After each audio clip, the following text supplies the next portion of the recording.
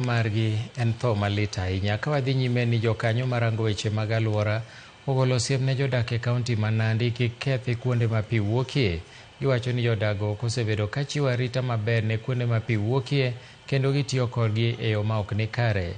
Giyango ni kata obedo ni kaunti no nitiere gi kuonde mopogore opogore ma pi wuokie kama oting'o aore, yewni kaachiel kod kisima, kuonde ma pi wuokie koro iketho kaluwore gi jodak ma kono tiyo kodgi e yo marach kendo ok gichiwo arita maber. Kata kamano jodago koro ikwayo mondo oti gi yore mopogore kendo gidhi mbele gi timo pur mar cham kaka pidho yath mar matunda to gi pidho kich kaka yore madhi konyo e rito kuonde ma pi wuokie kendo kedo gi midhiero mikelo gi lokruok mar kor lwasi.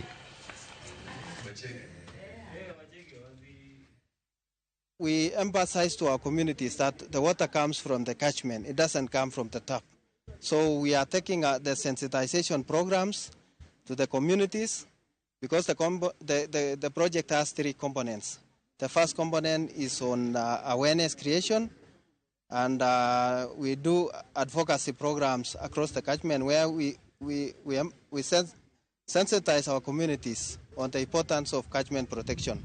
The second component is on knowledge sharing, where we will have to build capacities for our communities within the sub-catchment together with the stakeholders. We realize that what has been happening through farming activities, people have encroached what had been set aside as a wetland or swamps and planted and grew some crops.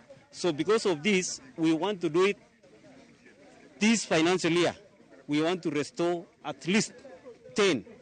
And progressively every year, we want to see to it that we succeed in restoration of swamps and wetlands.